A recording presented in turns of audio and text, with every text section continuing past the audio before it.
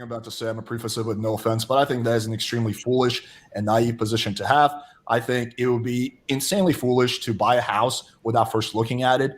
And sex is an important part of a relationship. So why would you ever risk committing to something as serious as marriage without first at least finding out if you guys have sexual chemistry? I think that is a very, very silly thing to do as a guy. Furthermore, I think getting married in general is a large mistake for most men. I think there are ways you can do it better, but I think that marriage is not the end-all, be-all for all men. And getting married just so you can bust a nut is really silly. My cousin did that. He's a Hasidic Jew. He got divorced 3 months later. It was a massive mistake.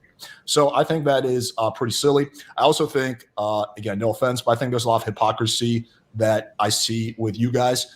For example, in the previous debate, Andrew was talking about how, what's it called? Oh, well, why would you take the chance of getting an STD?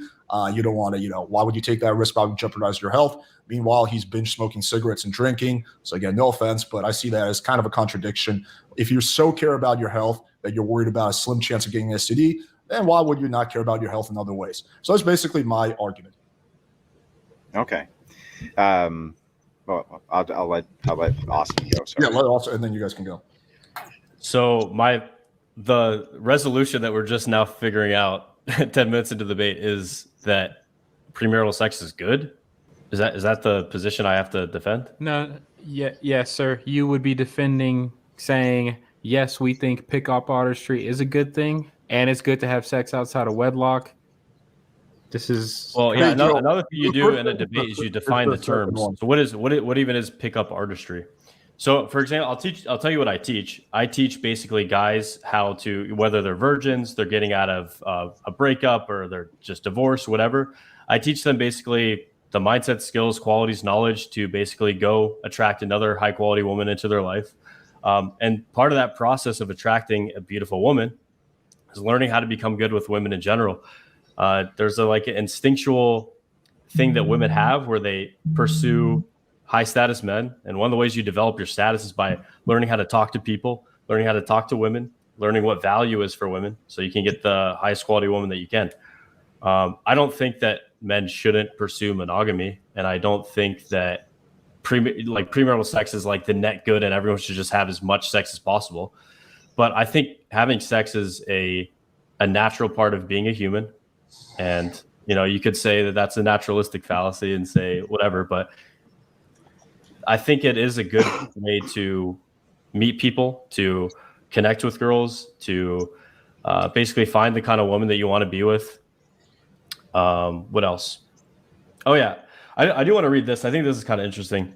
So the cultural circumstances are what kind of change a dating culture. So for example, in the Christian, I guess you guys are Christian and Jewish. So in the Bible and the Torah. No, not. I think they're just Christian, Austin. Not Christian. Is this the troll name, Zen Shapiro? Well, Andrew, correct them during your time. We correct them during your time. But I'm sorry. Opening statement. Yeah, I'm sorry. Okay, whatever. I guess it's a troll name based on Ben Shapiro. That's kind of funny. But yeah, different dating cultures evolved for different reasons. So for example, if you talk about post-war Russia, when they had so few men, women have to compete more for men, and there's less of a locking down and less of a cultural enforced monogamy. But if you're thinking about there's these different tribes that basically they have, a giant surplus of men for whatever reason, and monogamous marriage is the rule. Divorce rates plummet. So it definitely depends on the cultural context. And there's a lot of factors that go into it. So the ratio of the sexes, also, are you guys also against evolution? And I don't know what I'm kind of during an opening statement, Austin. It's just you talking. This is kind of like your one. I wish we had the debate resolution and different things figured out beforehand, but yeah. No worries, sir. I guess my position would be, what makes sense is that okay. Let me say this, because there's so many ifs and thens, and I don't know what anything that they stand for, but I think that it is really important for men to have sex, and I think just being abstinent drives a lot of guys towards porn. And you'll see a lot of Christian guys just completely addicted to pornography. I think pornography is way more detrimental to men's mental health and men's ability to attract women. and their actual Christian bride, even if they're a Christian. And I think that's a bigger risk than saying like premarital sex, in terms of like, let's say I go out and I, over the course of a year, I sleep with 5 girls, and then the 5th girl I end up like marrying. I think that that's a fine way to go about it, as long as you're safe about it. Yeah. Pedro, can I just add I guess that's just my argument. I don't know. We'll see. We'll see what happens. Yeah. Can I just add a 20-second thing just on that before they go? So also, I just one last thing I want to mention is, we're talking about happiness, what makes a guy happy. I just quickly pulled up. There's actually a bunch of science and studies suggest that having sex more frequently boosts your happiness. So I think that's also another important thing to consider. If you want to be happy, that involves having sex. But yeah, it's definitely not the guys that have 3 girls that want to fuck them that are shooting up schools and shit like this. It's the fucking incels, right? So, gotcha. Yep. Thank you, gentlemen, for that opening statement. And I'm going to switch it over to Zen and Andrew's side. Yeah. Do you mind if I take a crack first then? Yeah, go ahead. Okay. So, Austin, obviously, we have the same kind of problem you do. We don't really know much about your positions, but both of us have engaged with Alex, and you can just kind of give me a nod if you're in somewhat general agreement with him about his different types of positions on these things. I think the thing that Alex and I disagree with is that I think Alex doesn't want to get married and have kids, and I think you'd be dumb to never want to have kids. Yeah. No, it's not correct. I'm actually pretty agnostic about it. I'm open to the idea. Okay. So let me just explain where we're coming from. So we're not fools. We live in the world. Okay. We're not these fundamentalists who are trying to beat you over the head with our Bible. It's not necessary. What we're going to do instead is just kind of display logically kind of why Alex's positions don't really make a lot of sense from his own worldview. So when we gauge Alex about his morality and what he thinks about morality, essentially he defaults to his preferences, and he says, this is my preference, and there's no real reason my preference is immoral. It's my preference. But you have a lot of problems that come with that, Alex, which is like, if I said, well, a serial killer just has a preference to, kill people in a very methodical way many times, that's just their preference, you'd say, well, no, that's bad. Right? I know that's their preference, but we don't want them to do that, which leads to the implication that what you're looking for here has to be outcomes. You're looking for what you consider to be moral has to be outcome based.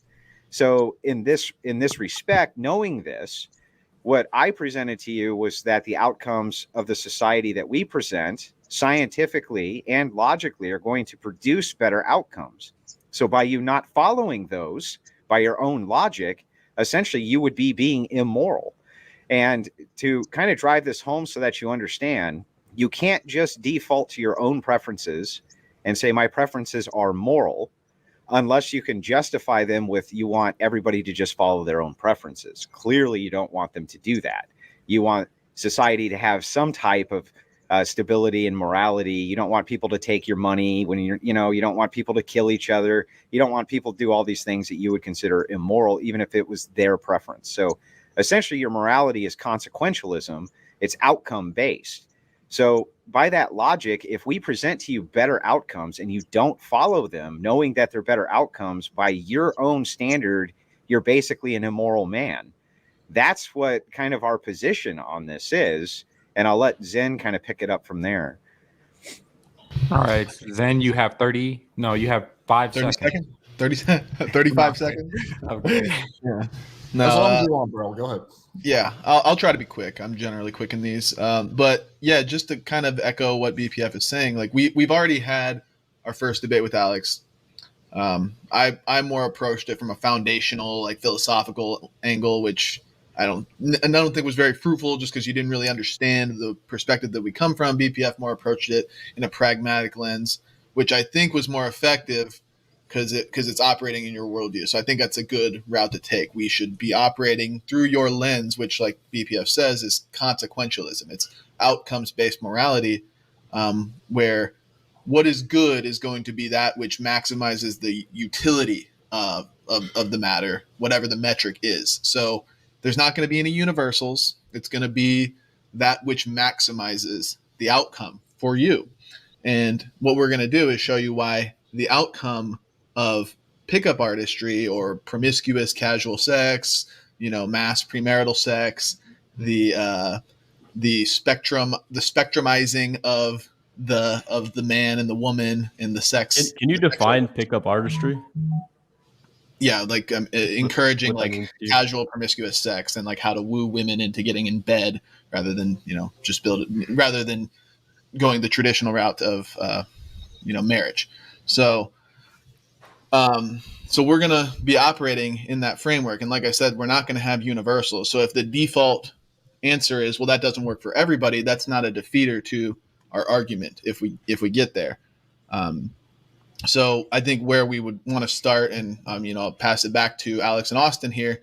I would leave it on a question of like, what metric are we going to use to determine what is good? And ultimately, I would ask, to be more specific, do you think that a strong, stable family structure is a good metric for determining a good outcome? So that's kind of where I'll leave it. All right, thank you, sir, for that. And we're going to open up the floor now. Ladies and gentlemen, please remember to send in your questions. I'll be keeping an eye on that. Gentlemen, the floor is open. Alex, you can go first. Yeah, so I base my morality around whether something has a negative impact on another person. So, for example, stealing, if I steal from Andrew, that has a negative impact on him. Now, personally, I think smoking is pretty gross. However, I don't think it's immoral for Andrew to smoke because he's not causing damage to anyone unless he's like chain smoking right in front of his kids, which I severely doubt he's doing. So going back to sex, if it's sex with consenting adults where no one has been misled, where there's no kind of shenanigans been involved, there's nothing wrong with that. You're winning, the girl is winning, right? This is there's no victim in that crime. It's just like, for example, using drugs, right? If you smoke weed, really it's a victimless crime. No one is being harmed by that. So that's what I would say about morality. Now, in terms of we're talking about, I think in the previous debate, Andrew, the study kept referencing is one that suggests that basically, correct me if I'm wrong, is that married people on average are happier. Is that correct? Yeah, that's correct. Yep, generally. Okay, so generally what you would like to see for society is for men to get married, right? Yep. Well, not just men, also women. Well, we'd also like to see women get married as well, right, not just men. Yeah. But it's going to go to the gay stuff again. So I just want to let you know, kind of right off the gate, Alex, I'm not sure that you really understand what we're saying, and I want to try to frame it as best I can within your guys' worldview so that we can drive this home if you'll humor me for just a second. Sure. Okay. So, when you say you're not hurting anybody else, therefore it's a good outcome. Okay. All that you care about is the outcome. It's the outcome. That's what matters to you. Right. Otherwise, why would you care if somebody else was being hurt at all? You only care because it's a bad outcome for the person. Right.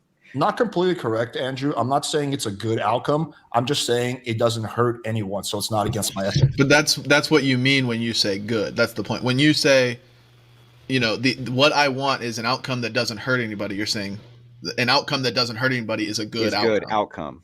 That's Sure. all. That's all we're trying to do is just lay the groundwork there. So if that's true, then the outcomes that you want that you think are good are basically just consequentialist outcomes. So if we provide for you evidence that the outcomes of the society as a whole are going to be better based on our prescriptions over your prescriptions, if you instead default after you agree that our prescriptions might be better for society as a whole, if you still keep your same preferences, you would be being immoral by your metrics, not by our metrics.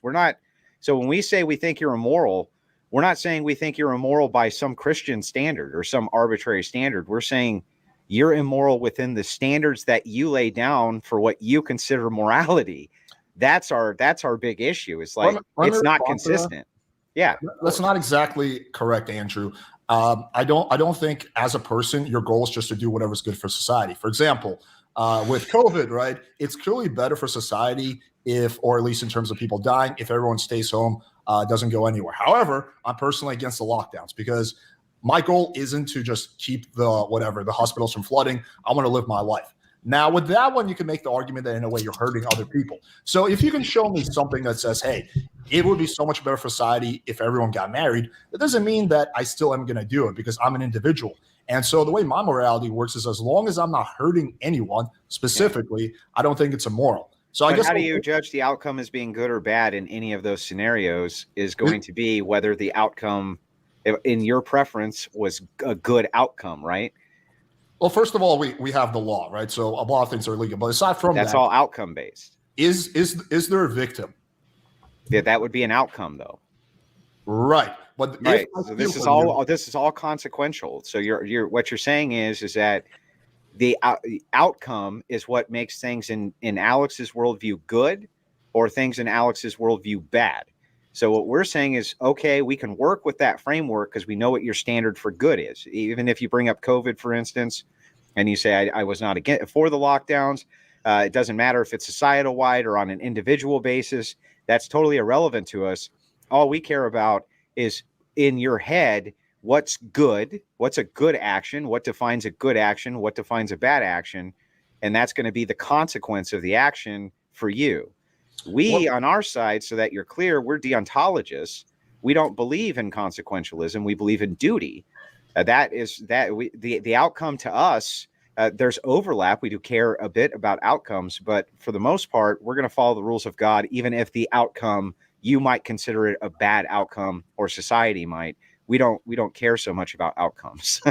What I'm trying to say to illustrate. Wait. Zen, that was kind of a lot, so we got to give him some time to respond to that. So it'll be a quick response. What I'm trying to say, Andrew, is that even if you can definitively prove to me that it would be better for society and the world as a whole if everyone got married, that doesn't mean that I'm going to think that people should get married or that's the right outcome. Because again, I don't believe as an individual, it is your duty or responsibility to act solely for the benefit of society. I think you should act for the benefit of yourself, assuming you're not directly hurting anyone, right? Well, so it's for my own benefit if I steal from you, but I'm directly hurting you. However, that would be immoral. Good, Mr. Andrew Wilson. Which, however, by the way, for example, I have premarital sex, and even if that's deemed to be proven to be bad for society, I'm not against it because there's no victim. No, I get it, but you have to understand again. Everything that you're defining here as my preference for what I think is good is just based on these outcomes. Essentially, it's just the consequences or how you derive whether an action is good or not. If you hurt somebody else, that action is bad. That the consequence of that is bad. You're invading their space. You're doing something bad to them, right? It's the outcome that you care about. It's the consequence that you care about. So your whole moral spectrum. So for instance, you told me I would sleep with a man's wife, right? Okay. So for me, I'm going to say that's morally repugnant, even if the outcome was that they went off into the sunset, right? And they had a great life for the rest of their life on an island somewhere, right? I'm still going to say that was bad, but you wouldn't. You would look at that outcome and say, well, that was obviously good, right? Because look at the outcome to it. So what we're saying is that this is how you define good. This is how you define bad. And so necessarily, if we tell you the things that you are going to point to and say, no, that's good, society would look good like that, I just still disagree with it, then that would make you immoral by your standards, Alex. Not necessarily, Andrew. I'm not a pure consequentialist. For example, if let's say I wound up cheating on my girlfriend, and as a result of that, she fixed her life. She got a better career. She found a husband that she loves, and it made her it worked out really well for her. I still would say me cheating on her was a shitty thing.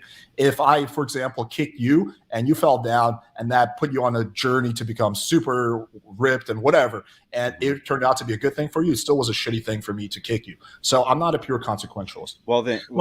That's interesting. So Alex, when you say even if it leads to a good outcome, that you cheating on your girlfriend, that would still be wrong.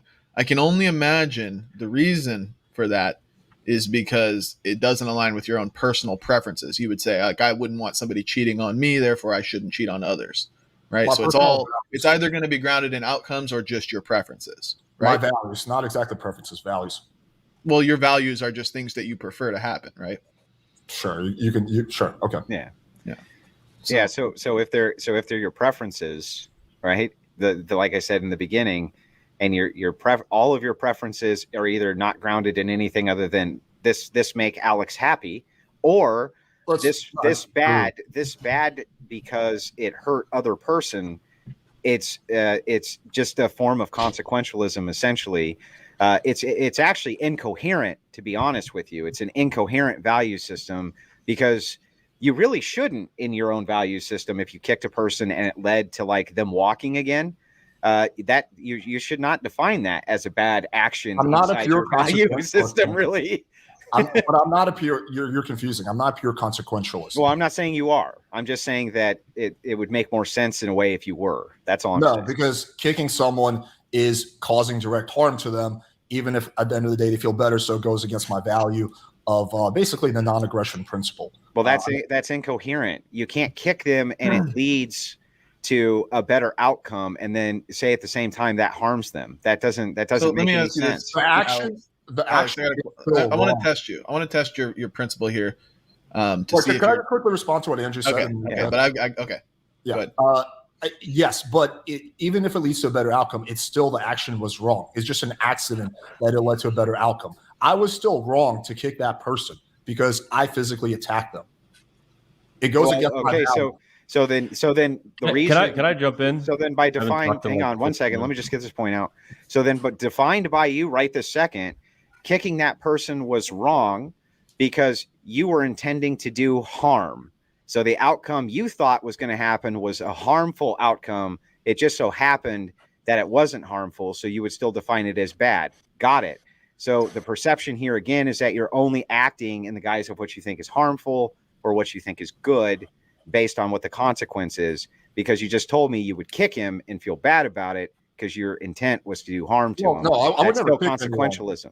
I would never kick anyone, but I'm just saying in the hypothetical. In the hypothetical, no, it's not just because my intention was bad. Let's say I was really wasted and I had no intention. It was still wrong because I physically assaulted someone. Just the action in of itself goes against my value. Goes against my value. Of causing harm to other people. But why does it go against your value? Why would you call that a wrong action?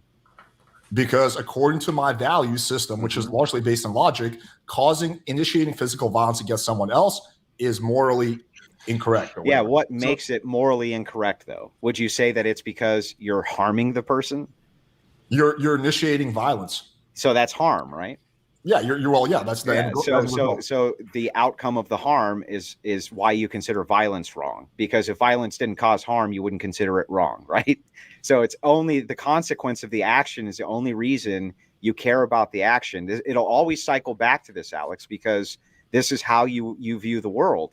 Literally, this is the prism in Alex's mind for how he views the world, which is fine. We're okay. There's lots of people who are consequentialists, man, tons and tons and tons. It's not an incoherent worldview, right? I mean, you've kind of made some statements that make it a little bit incoherent, but I think I can help you along with it and just get you to understand we're always going to cycle back to the reason that Alex thinks a thing is bad is because he thinks the consequence of the thing is bad. See, again, okay, guys, let Alex go, and then we have to let Austin get in because he's been sitting there just learning for a time right now. I keep explaining. I'm not a pure consequentialist. If I was, then I would be okay with kicking someone if it wound up working in their favor. Let's go back to something more reasonable, like cheating on my girlfriend. If I was a pure consequentialist, I would be okay if my cheating led to her having a better life. That's true. There's degrees to it. I agree. Well, I'm not that's saying. Where I was gonna. That's what I wanted to test you on, Alex. If just hypothetical here, if you had the choice, it's either cheat on your girlfriend or don't. If you cheat on your girlfriend, or if you don't cheat on your girlfriend, 10,000 people are going to get killed. But if you do cheat on your girlfriend, all of them survive. And let's say they live forever. Which one are you going to do? Oh, that's a good one. Shit. Austin, jump in and help him out with that. No. I need Alex to answer this. Cheat on your girlfriend, and 10,000 people live forever. Don't cheat on your girlfriend. Pickup trolley car. The pickup trolley car. This is a really tough one. I would say that I think that are these people I know or just random people who I don't know? Let's say they're random people. Maybe some of them you know. Who knows? They're picked out of a hat. Sorry, 10,000 people. I'd rather not cheat on my girlfriend because I really care about her. Okay, so then now I think the hard part that we're at now. If that's your honest now, answer, it's just kind of incoherent, right? Yeah, because in a utilitarian framework, you would have taken the calculation of everything and said 10,000 people's lives are more important than my girlfriend's feelings for a week. Yeah. So I don't know. Maybe you're just. Okay, I'm gonna jump in here. I'm going to assert myself. Okay, go ahead. So this debate has devolved into Alex's value system, which is kind of incoherent. And but one of the main things, it's the principle, the non-aggression principle. It's basically the libertarian framework that he's going through. We're familiar with. But the thing is, it's like you're trying to. I think a lot of this is you're trying to force value systems into something that it's like it just kind of exists outside of it. Like it's like if you're criticizing like a lion devouring a gazelle, like, holy fuck, that lion, initiated violence on the gazelle. It's like, okay, but that's how nature is. It is kind of amoral. So value systems, and basically, okay, I'll just go through my notes. Well, I mean, one of the things that the Ben Shapiro said was there's pickup artistry is wooing women into bed, and then your position is that you should basically be a virgin until you're married. The problem with that is it's a false dichotomy, and it's when you present two alternatives and there's other alternatives available. There's plenty of alternatives. One could be serial monogamy, where you just have a relationship and then you have another relationship and you learn from them. And then eventually you have the skills, you know exactly what you want, and you find a woman that you want to be with forever based on that, basically. So there could be serial monogamy.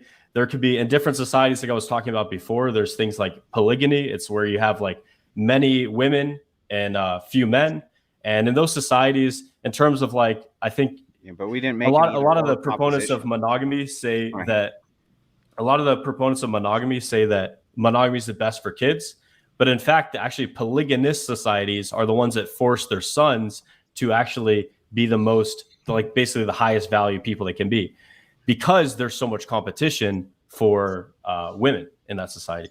And I'm going to go back to this. I think the one thing I wrote down is you got to let us address these kind of. Well, can I just go through? I have like two more points.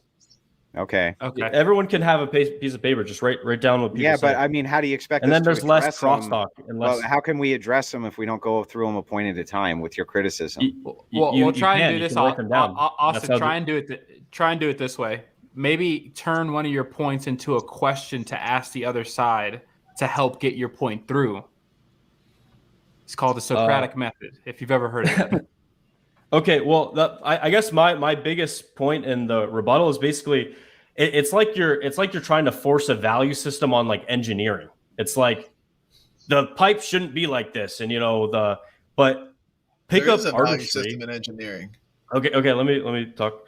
The pickup artistry, as you defined it, is basically just a strategy, and the strategy can be used to whatever outcome you want. You could do 99% of everything that I teach and meet women, but you don't have to sleep with them, because pickup artistry, or the techniques that we teach and the skills and the things to develop yourself to basically becoming the most attractive man that you can become. It's basically an adaptation. No, hang on. You're teaching them to be sexually let me make my point. You're not teaching them to marry women. Zen, he's almost done, I think. Right, Austin? You can't have the 5 seconds to just let people talk, and then you can write down. Pickup artistry or game is an adaptation to a more complicated and like weird dating market. I would love to live in a society where everyone just got married and you have a wife and you just had kids and it was a very stable society. That'd be awesome. However, there's a difference between what I would like to have, and there's also a difference between what we have.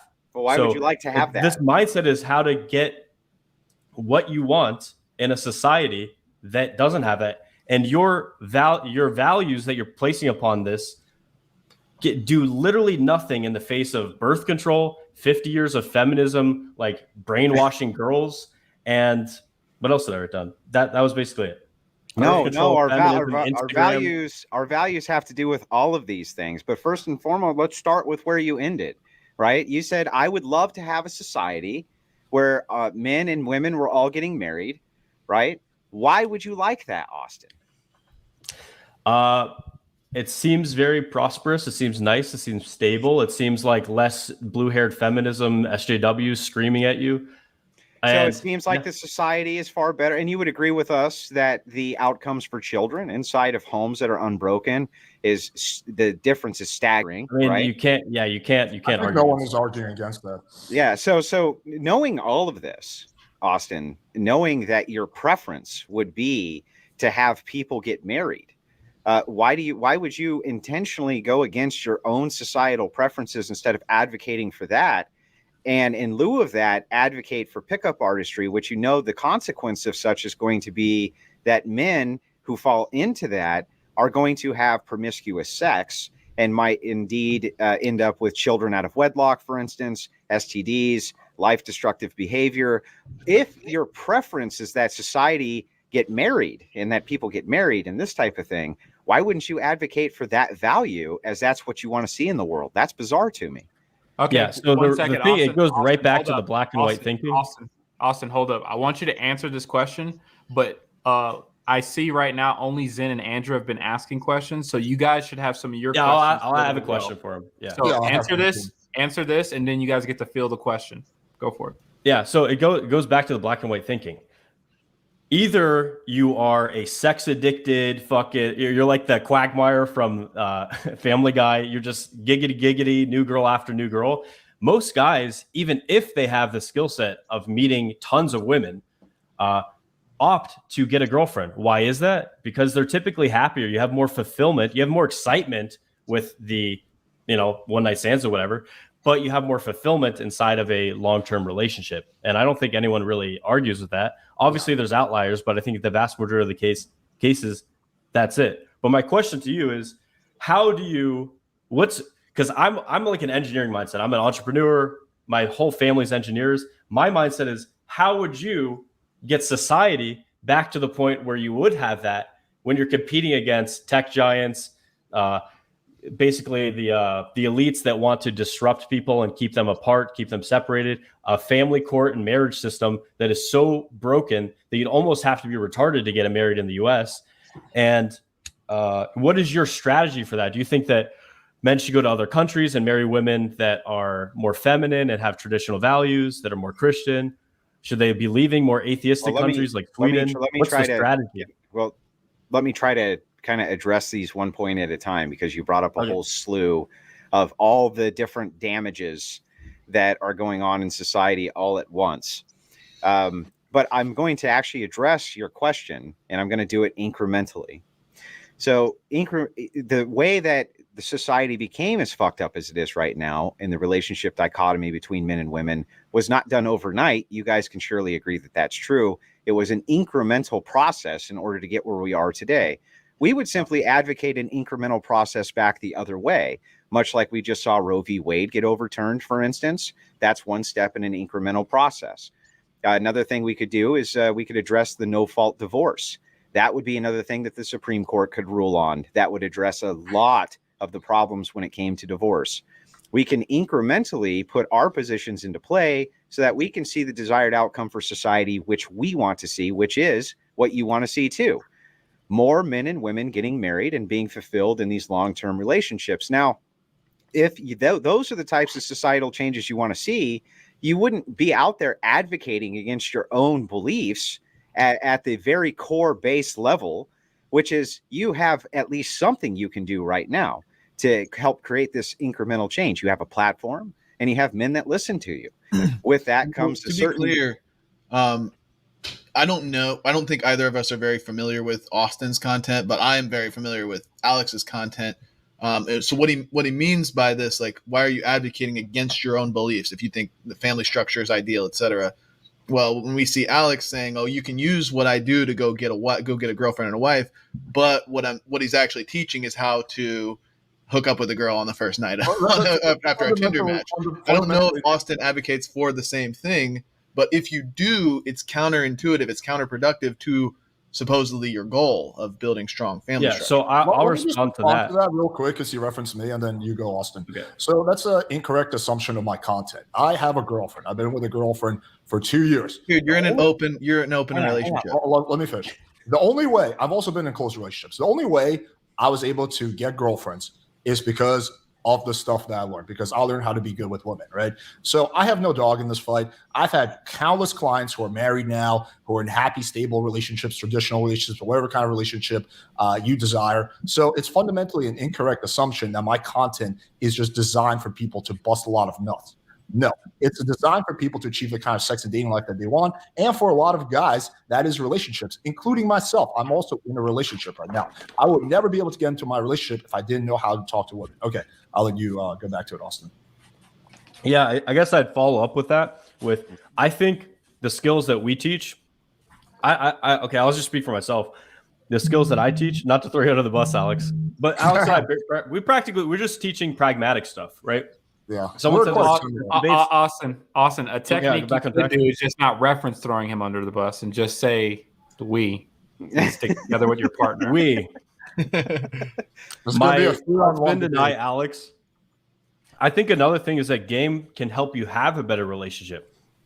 Because a typical pattern that people do is when they don't have abundance, and abundance doesn't just mean a lot of women, it means the skill set to meet those women.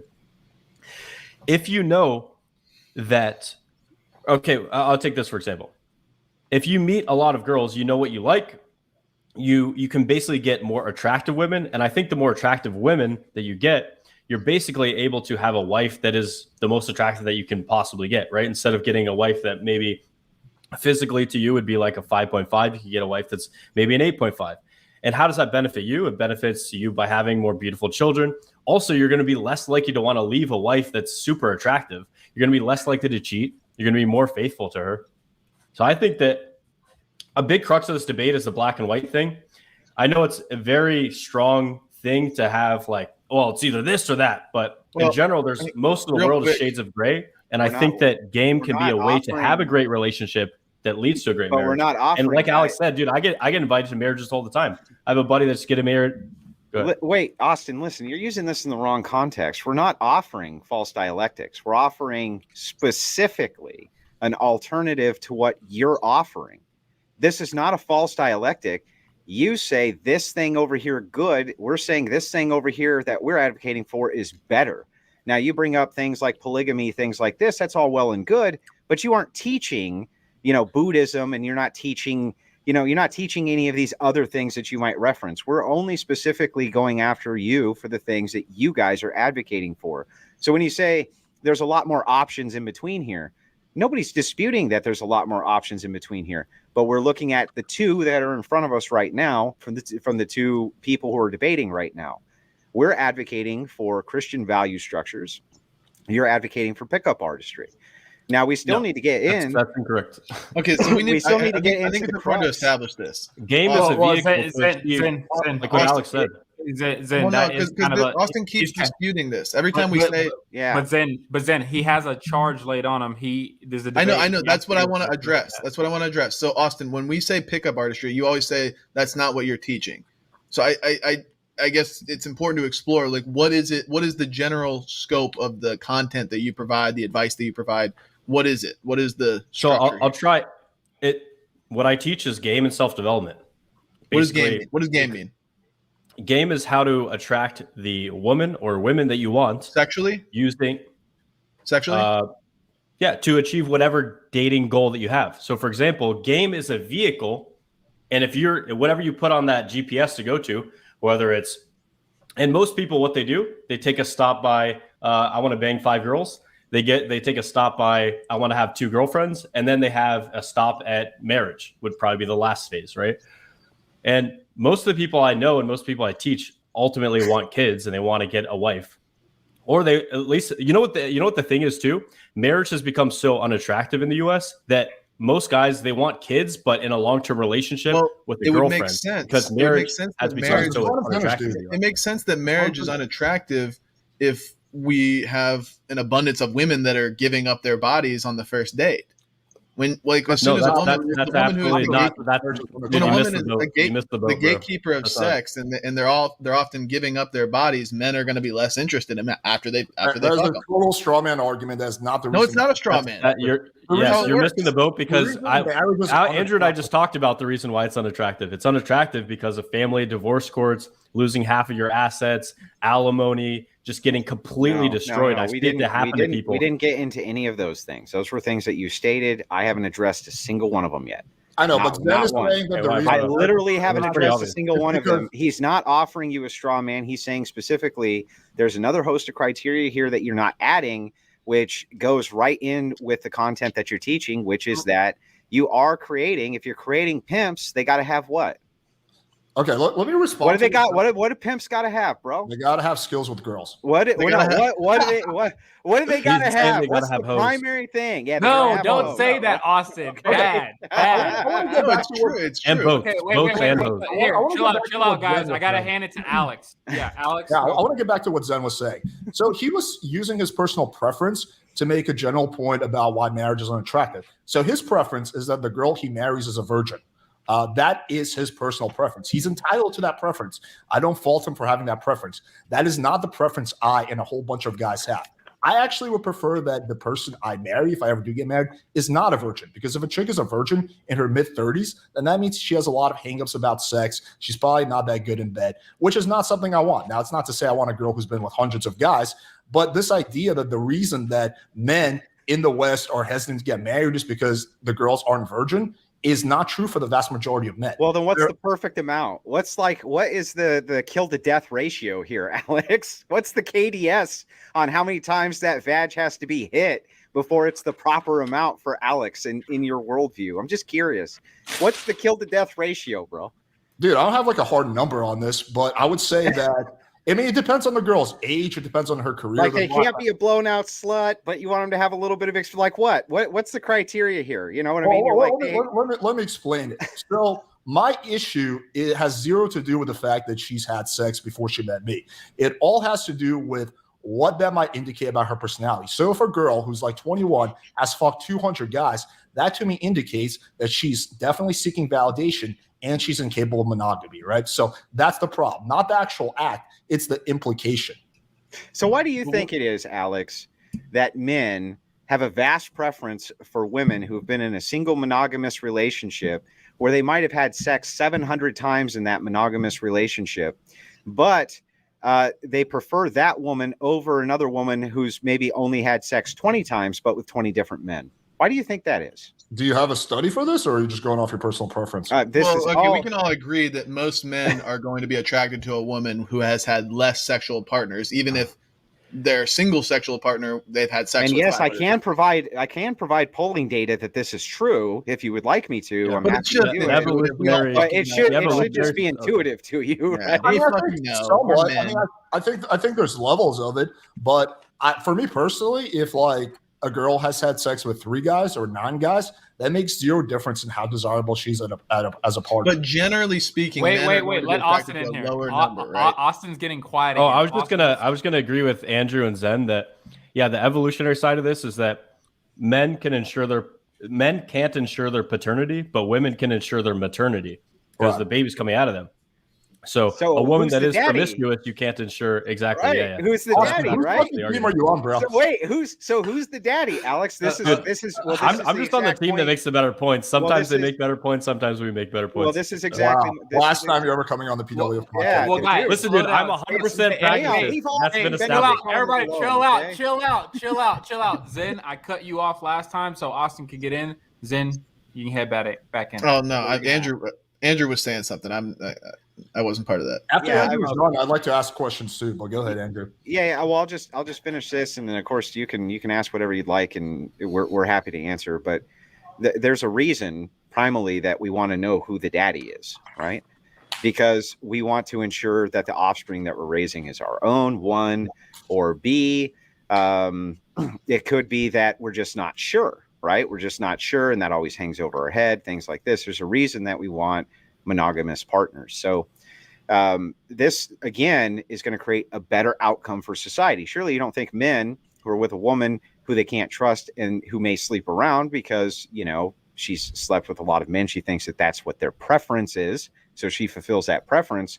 If they have this hanging over their head, even if it's only for weeks at a time before they can take a paternity test, that's still a really bad outcome, man. And I know guys who've been through that. I'm sure you do too.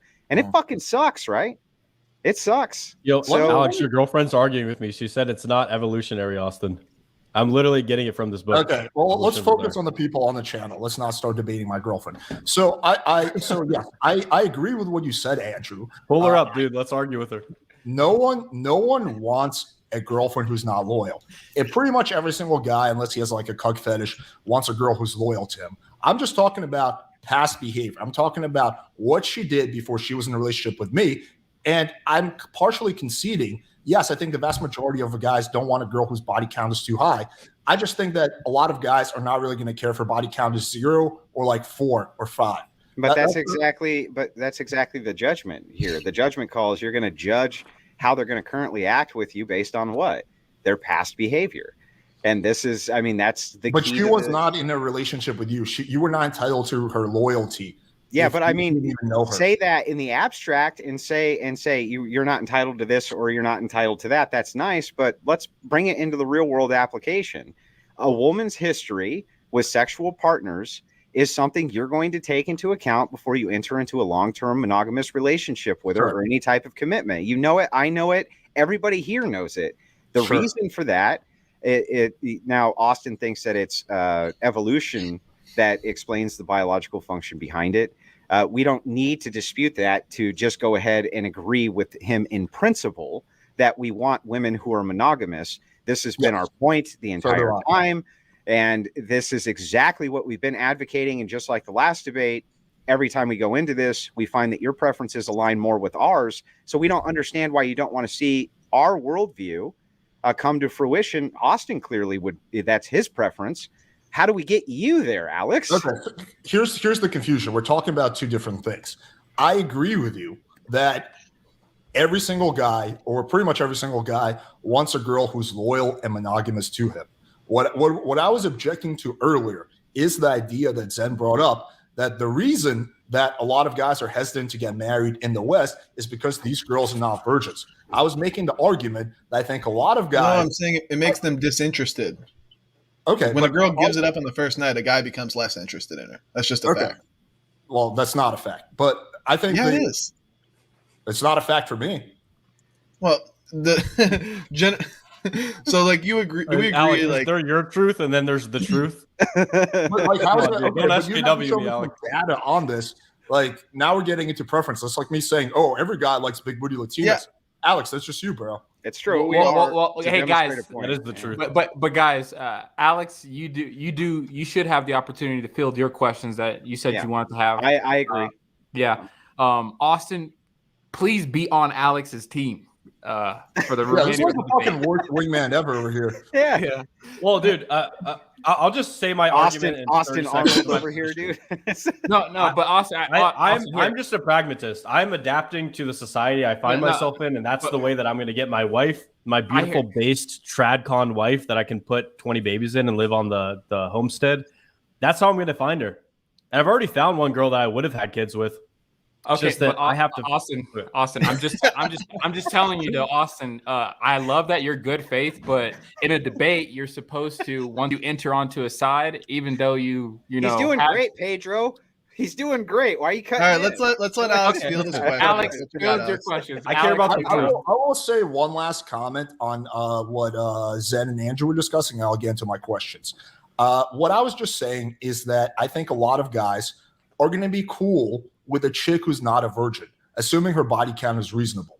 That's the point I was making on that. That's my only point. I'm not saying that guys don't want a girl who's loyal. And before you field your question, can we agree that generally speaking, the lower the number, the better, the more ideal for most men's desires?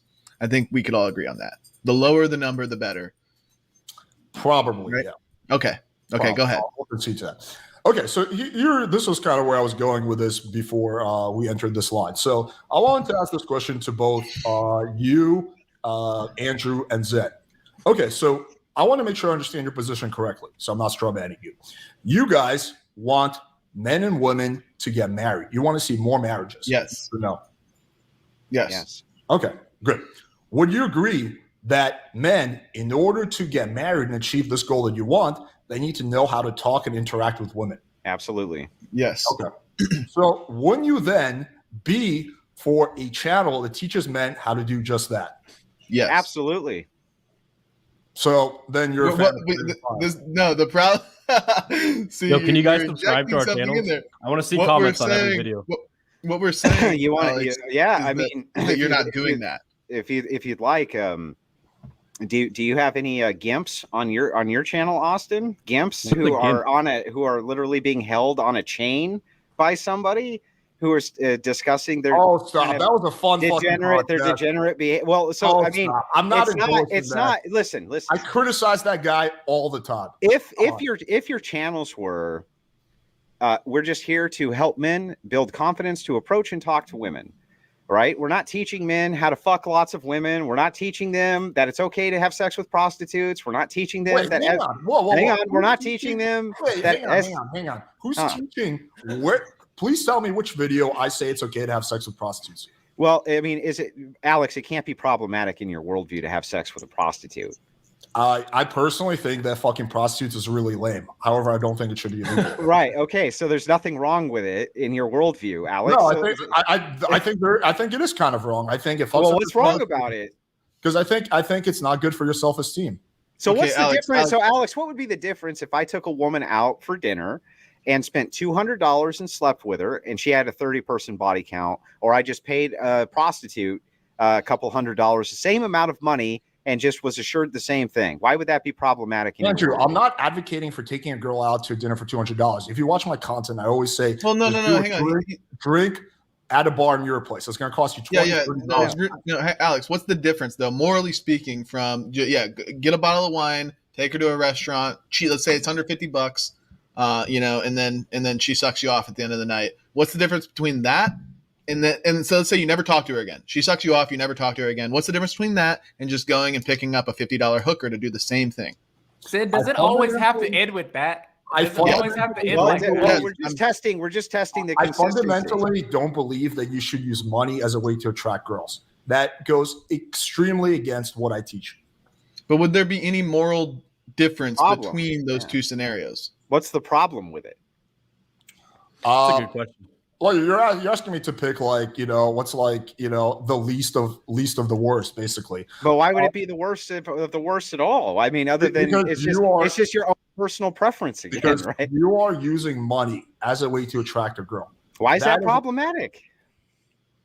Because I think that creates a low self-esteem. It's a bad precedent to set, and you're using the money should never be part of the attraction equation. If it is, that relationship is not going to be stable. That girl is not really going to respect you as much as if you were able to attract her naturally. So I think that's not a good thing to do. Okay. Now, if a guy wants to do that, I would say don't do it. But I would just say, it's probably a bad idea, man. Well, so to follow up on that, fair enough. Let's just say for a second that it didn't do any of those things, that his self-esteem stayed the exact same way. He's just a really busy business professional. He doesn't really want to get tied down and go out and try to pick up random women or approach random women. He just wants to call some hot blonde bombshell he saw online who charged him $100 for a blowjob. What's the problem, Alex? I don't have all these prices. I don't have a fundamental deep problem with that because there's no victims. So I don't think it's a good. Hang on, let me finish. Yeah. I don't think that's something that, as a guy who wants to improve yourself, that's something that you should do. Well, right. So what I'm saying is, by inference, then what you're teaching when you're talking about these things, if you have no moral lens from which to put them, whether you know this or not, well, I do have moral ones. Well, not really, because if I just give you a very simple, basic scenario of a business mogul wants to pick up a whore, you're like, so what, right? Who cares? It's not a moral conundrum in Alex's worldview. So from our perspective, we're saying a pragmatic conundrum. Yeah. Well, all of this is implicit and implied through what you teach in your channel is our point. So when you say, I don't teach men to pick up prostitutes, well, you don't have to. There's an implication that it would be okay if you did, as long as the circumstances were favorable to you. So when we talk about this in this kind of wide spectrum, we're trying to get you to understand that our problems here are many when it comes to not only what's being taught, but what the implications of the morals behind what's being taught are, because you basically can't justify why it would be bad to do any of the degenerate things that you probably think are bad. And this is our whole problem, right? Andrew, I think you're fundamentally not understanding my position. Also, this is like saying that a hardware store is responsible for serial killers because one guy went in there, bought a hammer, and used it to kill a bunch of people. Yes, it would be a problem if the hardware store owner said, these knives over here, if you use them to go and commit serial murder, that's not problematic. I have never. So that's the difference. I have never. Right? Hang on. I have never once in the history of my channel endorsed prostitution. I disagree. And I'm going to poison the well of the other team again for a second. Throw me an example. Because Austin kind of touched on in his opener that porn is very destructive. And I commend you for saying that because, we agree, obviously. Now, I think Austin might even agree with this, that porn stars and prostitutes are basically indistinguishable, other than the fact that, both parties are getting paid. Yeah. Right. Well, no, you can have a whore a prostitute with a camera as well. Right. Yeah. So it's like, my what's point, the difference? My point is that, Alex, I've seen, I haven't watched any of them, but I've just seen you've had porn stars and OnlyFans stars and people on your show for podcasting. And I would interpret that just as an onlooker as promoting prostitution. Dude, I had a guy on who fucking was in a leash. And that was weird. No. I did see that. That doesn't mean I'm endorsing it. I just think it's an interesting conversation. And that's fair. May I interject real quick? Because that's interesting. Why was hang on. Let me, you guys on my if channel. I can appeal for just a second. That is fair to have people on who maybe you disagree with and you want to explore their worldviews and things like that. I think that that's fine. The problem as we see it is we're not trying to be a bunch of pearl clutching, dickheads who are like, you need to be just morally upstanding and righteous, right? What we're saying is that you're not delivering any opposition really to these things. So it looks from our end, at least, like you're endorsing these lifestyles. Now, whether you think that that's morally problematic or not, from our worldview, we're just saying what we endorse and the things that we promote, we consider to be very moral, very justified, things that even you guys honestly seem to want to get behind. And we don't really understand why you deliver a moral message or this consequentialist message that's diametrically opposed to the things you yourself really don't believe in. You know what I mean? Well, let me respond to that. So I fundamentally could not disagree with smoking more. I used to smoke. I quit. I have a lot of family who smoke. They quit. I am vehemently against smoking. However, I don't feel that by having you on my podcast and not telling you to put the cigarette down, that I'm endorsing smoking. That is your choice to do. Well, you didn't. You didn't endorse smoking. You just got done telling me you thought smoking was disgusting and horrible and awful and everything else in between. You totally made a moral case for why you thought it was gross. What do you mean? You're not endorsing smoking. He's just saying by platforming you, he doesn't agree with everything you do. But I just got done saying, just because platforming people you disagree with, that's not a problem. Platforming people that you want to have conversations with, that's not a problem. All right. But it's if you think they're morally reprehensible and you won't call any of that out, that's where we kind of start to draw the line at. But hang on, let me respond to that. Okay. Let me respond to that. So just because I didn't call you out for smoking, if the topic did, I did not during our first podcast. And unless it was appropriate to the discussion, I would not do it. That is your personal choice. I don't find smoking morally reprehensible. You're not hurting anyone. Then why is it bad? Why do you keep saying it's not hurting anyone, dude? Secondhand smoke kills people. Well, not only that, but it's like saying that's like spraying rat poison on people. And then people go, "Why are you doing that?" And you're like, "Oh, it's my addiction. I can't help it." But why is it bad then? If it's not hurting anybody, why is it bad? Let me finish. Because I'm just assuming that he's like, there's no secondhand smoke being involved. Yeah, but even if it's just me, it's not hurting anybody. Why do you? Let me finish. Let me finish. That's why I said I don't think it's morally reprehensible because you're not hurting anyone. However, it's still a really bad decision because it lowers your lifespan, it lowers your quality of life. Then it's hurting someone. For your health. Then it is hurting someone. Then it is hurting someone, Alex. It's hurting you, but not. Then I'm not somebody, or I am somebody, Alex. According to my moral compass, I think something is not morally reprehensible, assuming it doesn't hurt other people. You are entitled to hurt yourself. So self-destructive behavior is okay, right? That's our whole point. That's our whole point, Alex. That's I don't know if you guys are purposely misinterpreting me, or no? It's a question. It's a question. Okay. Is self-destructive behavior okay for you? Okay, that's an unfair question, and I'm going to explain why.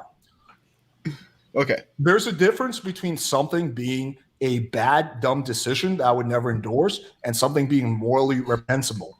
What Andrew's doing by chain smoking cigarettes is not morally reprehensible because he's not hurting anyone but himself. However, it's still a bad decision because for the reasons that I mentioned.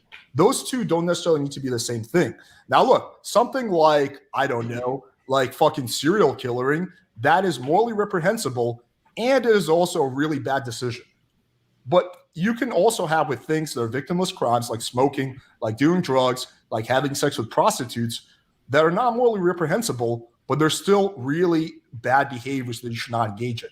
Yeah, those but this can be separate. But this is okay, but no, Alex. Why don't you think cigarettes have externalities? But wait, that's not correct anyway by your own logic. Alex, is porn bad?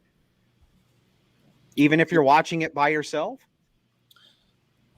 I think, okay, again, I don't think it's morally reprehensible. However, I think it's generally a bad decision. Yeah, but you're not hurting anybody, Alex. I don't know if you're like being purposely like vague or you're like. Well, no, I'm not being vague at all. I'm being very precise. Well, you're not. Dude, I've so your issue. Wait. Your issue is if you hurt somebody else, that's where you draw the line at something being bad. Right? No, that's where I draw the line. Something being morally reprehensible. Well, that's different. Bad. That's what bad. bad means. That's bad. That's what bad is. Bad. Okay, fine. The point I'm making is that something can be bad without actually being morally reprehensible. Okay, name a thing that you would consider morally reprehensible, but not bad, because bad is just an interjection for things that you find morally reprehensible. No. Anything that's morally reprehensible is also going to be bad. But things can be bad without being morally reprehensible. Then tell me one of them. Okay, smoking cigarettes, having sex with prostitutes. Well, why would so let's just start with the first example, smoking cigarettes. Why do you think smoking cigarettes is bad? Because I already answered this question. Because but it lowers your lifespan, lowers your quality of life, makes you smell like shit. Let's start off with those. So, and why is that not immoral then for you to do that kind of damage to yourself, even though you think it's bad? Why is that not immoral? Why is it not immoral, Alex? Because you're not hurting other people. You're entitled to do to your body whatever you want. So where does that entitlement come from, do you think? Why do you think a person's entitled to do whatever they wish with their own body? I mean, that's like basic libertarian philosophy. It's like we believe that basically, like, as long as it doesn't hurt other people, it's your choice as an adult to do what you want. Yeah, I understand the non-aggression principle, but I'm asking you to justify the non-aggression principle. I'm asking for inside Alex's head, Andrew smoking a cigarette is not morally reprehensible, but the second there's some secondhand smoke in the air and somebody else breathes it in, that is. And I'm trying to ask what the delineation point is. A person's a person being hurt here regardless. If I'm hurting this guy or hurting myself, it's still a person being hurt. Why do you draw the delineation at self versus the external person? That's bizarre to me. Because it makes no sense. I'll explain it. Because you're entitled as an adult to make decisions for your own body. No, you're not entitled to. Where did you get the idea that you're entitled as an adult to do anything? Where does this entitlement come from? Do you not think that adults should have freedom to decide? Not absolute freedom on almost anything, but neither do you. Like, you don't think that an adult should have a nuclear bomb, for instance, right? So the thing is that what I'm asking for is this example of you're entitled to do blank. This infers that you have some type of natural right or something like that that's given to you. Where do you think that comes from? You just made it up? I mean, again, this is basic libertarian philosophy. I think people should be able to do what they want as long as it doesn't hurt other people. Yeah, but why do you believe it? Again, this goes back to the non-aggression principle. Yeah, but why do you believe the non-aggression principle? That's the question. Probably a combination of genetics and environmental factors.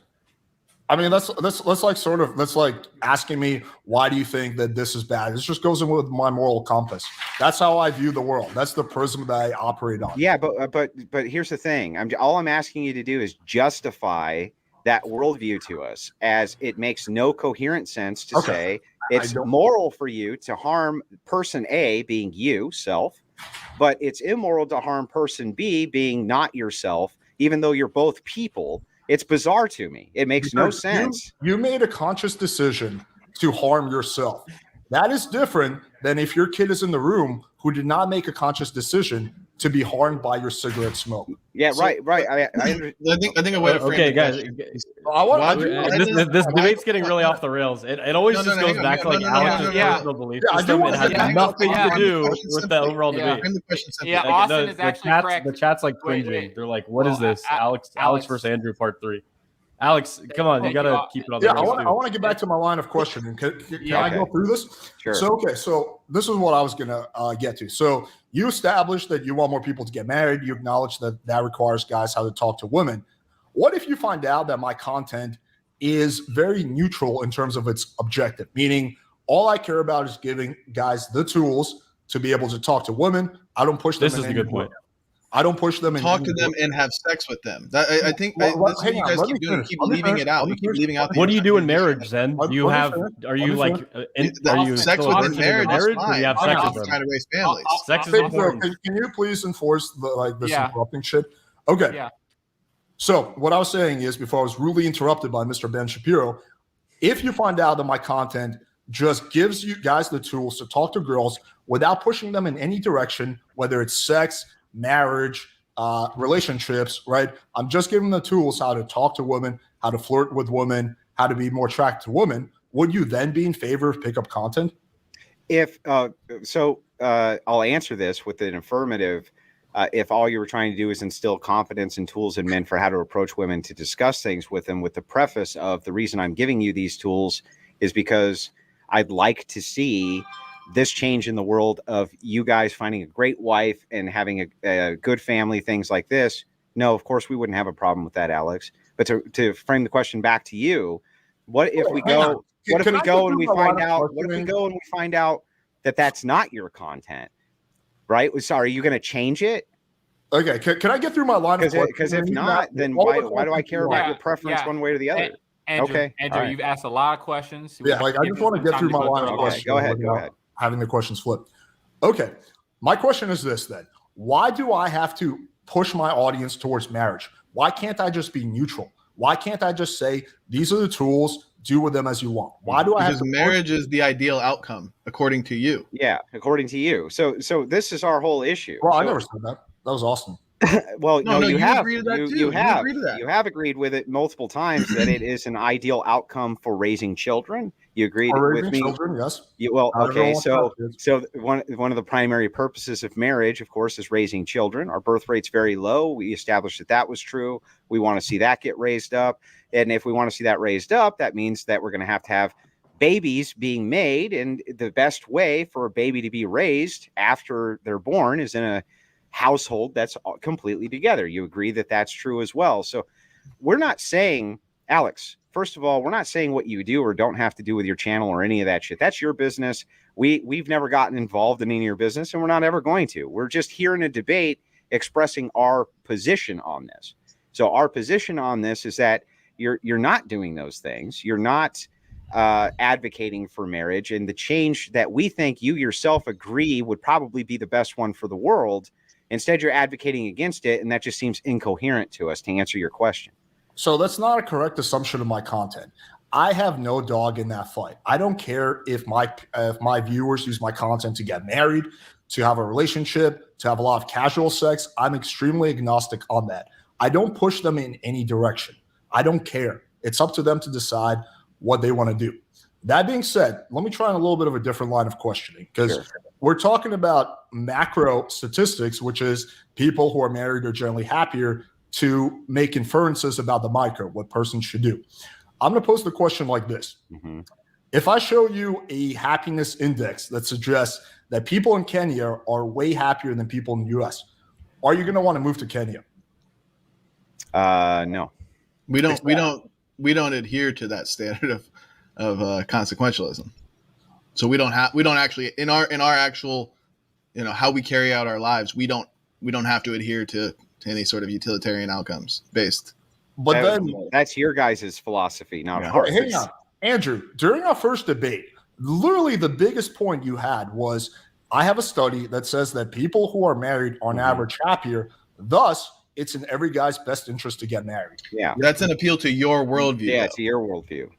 So what is your argument then for why guys should get married? Well, because we have ultimate faith in God the Father, who has commanded that this be done, that no sex be done outside of marriage. This is our great and ultimate appeal to the foundation of our moral system and values. When I discuss things with you, I'm happy to answer questions about my own belief structures and this type of thing and defend them. But when I'm attacking your structure, I'm going to attack it within your worldview with things that you understand, which would be statistics and outcome-based empiricism and things like this. So if that were the case, Alex, and Kenya really did have a much greater happiness index, actually you should be the one who moves there, not us. No, because you're not understanding my philosophy. I don't believe that as an individual human being, you have a duty to do what's best for the whole. So if I believe that you should just do whatever is best for society, then you will be correct. I do not believe that. Okay. Now going back to what I was saying. So does that mean you don't really believe that your own argument that people should get married because of because it makes them happier overall? No, we do, and that's a feather in the cap of the argument. Like you said, we have an ultimate foundation of marriage being our duty commanded by God. There's a feather in the cap of it being more ideal, like consequentially. Yeah, that's great. But when we deliver the argument, we're only saying that to make an appeal to your worldview. I want you to make an argument that you truly believe in. We do believe. Well, that's what I did the first time we debated, and I don't think you understood it. Yeah, but ultimately found out to I don't believe in that. I think, no offense, but I think religion is largely nonsense. You just don't believe it, so it's not an appeal. It's not going to work. I'd have to, in order for you to convince me of that argument, you'd have to convince me that religion is legit. And we can convince you really easy that religion is legit. Whether you would agree that God is legit. This debate's going off the rails. Can I jump in? We got to keep up. Wait, hang on. I just want to finish live question. Go ahead. Okay, so I want to hear. Everyone in the chat's so mad at me for not speaking, and then every time I try to speak, everyone just says don't speak. So why do you listen to the chat? Debate or not? Don't ever listen to your own chat. This is the problem when you have like 5 people on a debate. It becomes one of those like Fox News things where everyone's just talking over each other. It should be everybody give me a second. I think the debate has been pretty good so far. Alex. No, dude, look at the chat. Everyone fucking hates it. Who gives a shit about the chat? Give me a second to talk to Austin. Because it goes off. Austin, the problem is what's wrong, and the reason why you don't understand is because you've been paying attention to the chat and not the actual arguments that you're. No, I've been listening to the debate as well. I'm taking notes on stuff, but every time I try to talk, and Austin, as the moderator, I'm telling you right now, your partner Alex has been left out in the wind by you. I'm not just gonna defend whatever you guys throw me into. No, okay, can I speak now? I'm going to speak. Why would you ever come in? Why would you come and help? Why would you come and say this is my partner? I have not been able to get through this line of questioning, and we're already an hour and a half in. I want to speak. I haven't spoken in 45 minutes. Right after me for as long as you want. I literally just want to get through this line of questioning. Yeah. This is going to make Zen jump in. He can't wait more than 5 seconds. Dude, let me just get through this line of questioning. Then it's all you. I promise. Okay, so I guess what I'm looking for outside of religion, right, which we can agree is personal. Some people are religious, some people are not. I want to hear your arguments for why people should get married. And the only one that I've heard so far is a study that suggests that married people are happier. Do you have any other? So Alex, that should be good enough for you. First of all, I can offer tons of empiricism within your worldview that I'm sure that you would find to be just fine. But you already prefaced this question incorrectly. You said, I want to hear an appeal from you outside of religion, but this is the prism and spectrum from which I view the world, just like you do the non-aggression principle. The only way I can communicate with you effectively, if you don't want to take the time to really understand my worldview and why I hold it, why we hold presuppositions, how we understand and engage with the world, the only thing I can appeal to is what you understand. Well, logic. Like religion is not. Religion is based on faith, right? No. Well, yes. I mean, a degree of it is, but Alex, listen. Just hear me out because I want to expand the worldview a little bit. Okay. You say I need to make a logical argument, right? Yes. Okay, why do we need to make logical arguments? Why should logic even be something we discuss? Why is that even important? Because that's how we're going to have a debate. Because I can't be like, yo, Andrew, according to my religion, everyone should fuck before marriage. So, why couldn't? Why? Well, no, you could. But that would be a really bad argument. But what I'm saying is that, why is this standard of logic? Why is that the one we should adhere to? It's because it's the one you want to adhere to. Okay. It's the one you have faith in, Alex. Yeah, dude, are you arguing against logic? Logic is how. No. We're not. Alex, what we're saying is this standard of logic that we're appealing to, you're willing to appeal to it because you have faith that it is true. You have faith that it exists as well. So you can't discount our position just because it's faith-based, because so is yours. Everybody's position is faith-based. That's our whole point. No, logic is based in empirical science. No. Okay, what's empirical science based in? Yours is based in pure faith. What's empirical science based in? What's empirical what? What's empirical science based in? Logic is based on studies. So Andrew referenced. What are studies based on? We're going to get back to faith at some point. You're going to have faith that the scientific method is correct. Every time I get into a line of questioning, I get derailed.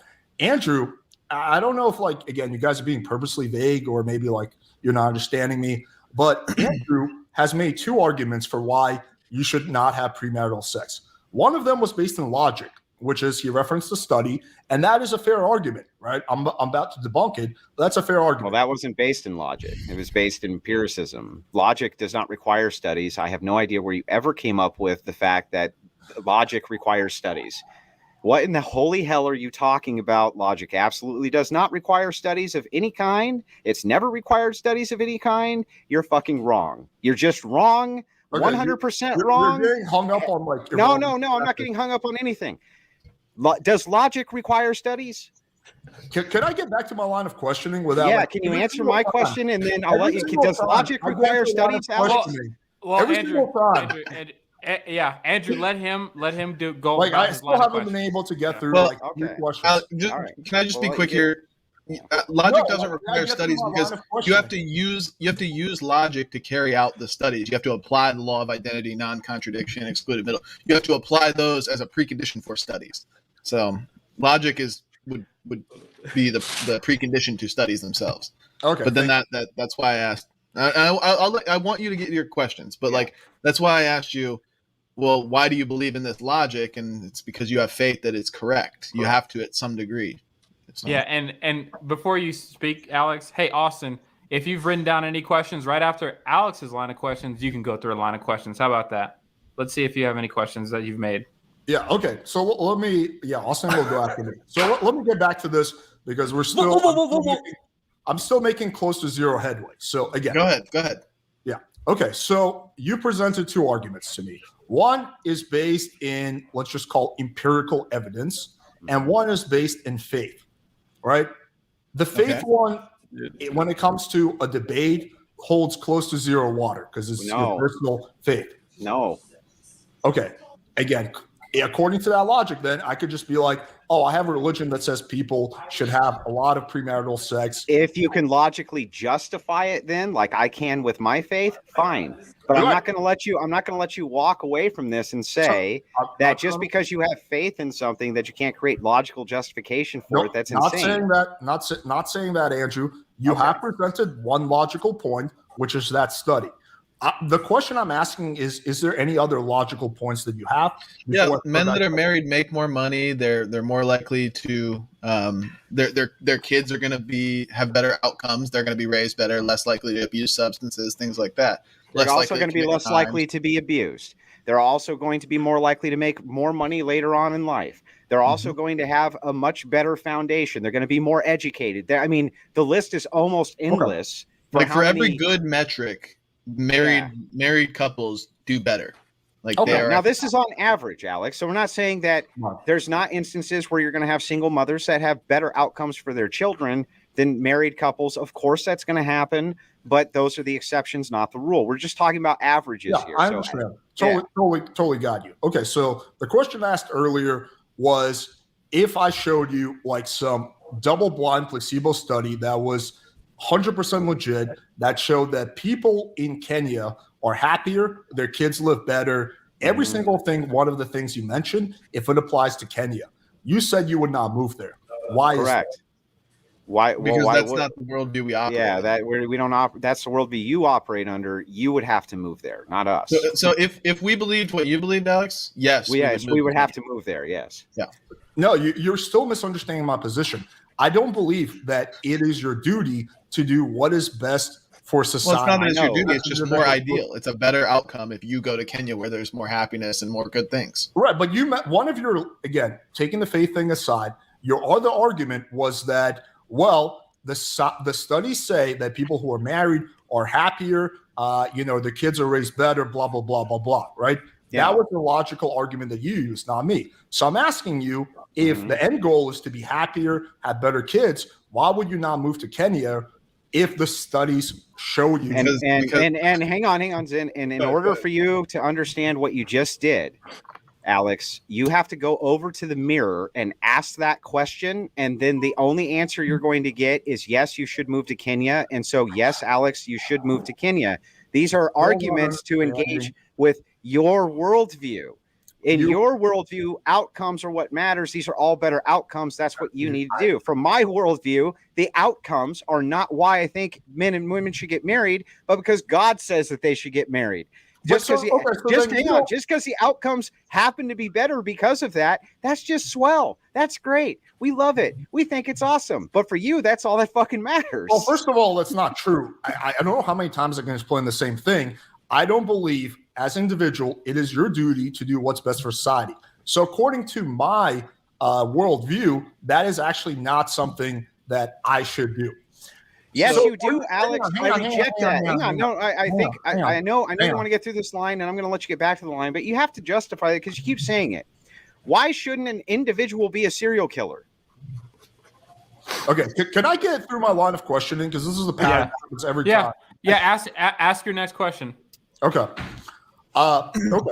So you brought up the second point that your argument for why people should get married is that because it's good for society as a whole and increase their happiness. Do you not really believe in that argument anymore? Like, is that not really like so we've made this clear, I think, more than 5 times at this point, that's not the worldview I'll try to be as clear as I can. The outcomes-based argument that we're making, that married men have better outcomes, they're more happy, more money, all that stuff, and that monogamous relationships generally lead to that, we don't actually hold to that because we hold a deontological worldview where we have a duty, no matter the outcome, to find a wife and get married and be monogamous. Now, the reason we are applying that is, again, not because we believe in it, but because you believe in it and it's an appeal to your worldview. That's the only way to really make headway in a conversation like this. Okay, so you don't actually really believe that second argument about the happiness statistic. That's what it sounds like. Well, no, not that it's not true. It is a true statistic. And again, we're happy with it. We're happy with it. It's a feather in the cap. It's just swell. That's not a valid reason for you personally. You don't believe in it. It's not the ultimate reason. It's just like okay. Well, Austin, you feel the question. Wait, hang on, Pedro. Let me just finish this. I'm almost done. Okay. I'll come back in another hour. You'll loop back to me in another hour, Alex? Give me 2 minutes. I can't say anything, Alex. I can't say anything. Because if I don't finish this line, Alex, I've been waiting here for like 50 minutes, dude. Are you like able to see things in front of you? Hello? Dude, I've been here for 50 minutes. Let me please finish this line of questioning, and then I will. You said that 30 minutes ago, dude. I'm leaving, dude. This is so ridiculous. Derailed, and we're literally. Alex, if you can't see that I want to speak, and I've been here for 45 minutes asking to speak. Yeah, Alex. Alex, I think he should be able to fill some questions. Alex, hello. I'm Austin, the guy that. I mean, I was literally about to make a point. I wrote down things instead of interrupting every 5 seconds. I'll let the moderator decide, since that's his decision. But the point I'm making is that I'm at it's back to your point. Oh, okay. I'm at a point where I'm about to have them like exactly where I want them. And if we go on your debate, Alex, is about nothing, dude. You're going around in circles talking about your values in different situations. No, dude, who gives a fuck? I'm trying to put out the obvious contradiction. You're not even addressing obvious points that they're making, dude. You're just going like this, and every 5 seconds, Zen jumps in, says some bullshit, then you jump in and say some bullshit. To be honest, I think Andrew's the only one making valid points. The argument I'm making is really straightforward. I'm trying to point out that they don't really believe in the second argument that they made about that, if you get married, that's better for the person and that's better for society. Because if they did, according to that logic, then they would do other things that are better for the person. Like move to Kenya, for example, if there was a study. So I don't know. Okay, you're going to have to move on from this because we've already answered it about 5 times. What they truly believe, I think, at the end of the day, is you should do what's best for you, which is what I believe. Oh, well, that's not what we believe. And we've expressed that that's not what we believe. And we believe where our ultimate authority comes from is from God. And we've told you expressly that we think that you thanks should for get having married. me, guys. I'm gonna go do some work. We're good. I think. No. Okay. Well, I don't want to dogpile Alex, but I did want to. Oh my God, Austin, come on! Bring him back. We were done with that. Come back. Dude, I can't even find the leave button. Oh, okay. Okay, no, stay. Dude, you're good. I'll let you talk. I just wanted to get through the argument, but you're good. Oh, well, I wanted to ask you something, Alex. Zen, let Austin speak. He will be gone. I've been getting cut off a lot too, I must say. I've had to jump in and force myself in because I've been getting cut off a lot. I feel your pain now. And Zen, I fully admit that. I know I've been keeping track of it, so you're completely right. I'll take the L on that one. But I mean, we need to let them get some kind of clear line of questioning going. So after Austin goes, you will go next. Then how about that? Okay. That's a promise. Okay. So Austin, go. I would like just like 2 minutes of like ability to speak as a human being. Okay. Yeah. Cool. First of all, I just want to say this is generally the problem when you have too many people on, like the internet connection, and then people coming in, and then voices. It's also a problem when you have unstructured debates. Generally, debates are 5 to 10 minutes, whatever. People speak, then the other person responds. You can obviously have team debates, but there's time for people to speak.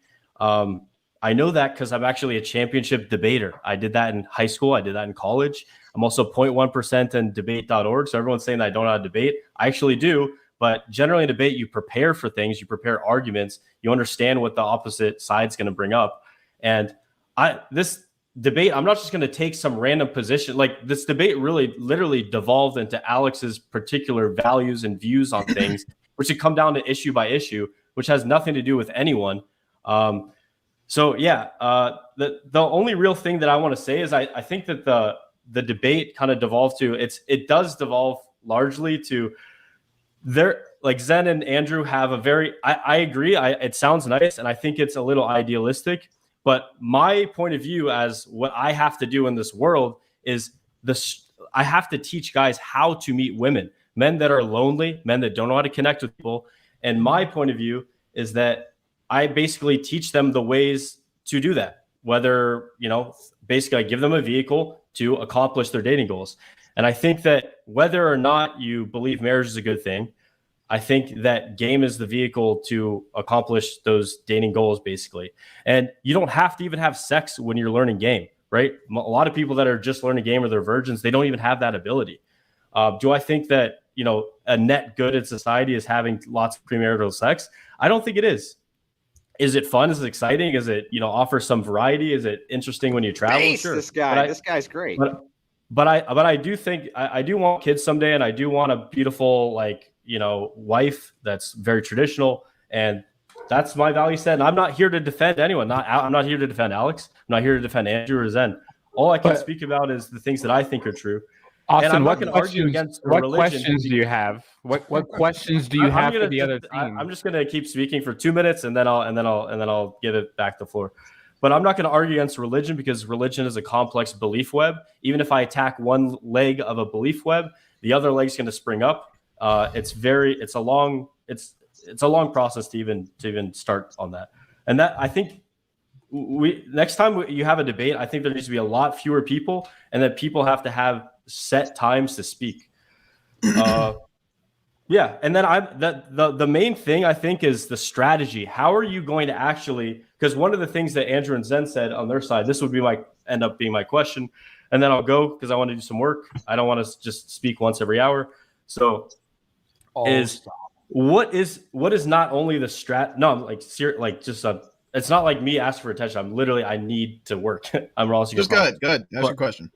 But in terms of the strategy, not only to meet that woman, but the strategy, because your guys' argument lies on the fact you're kind of putting all your eggs in the basket of nudging people back to your side in terms of your back to God and back to really conservative values.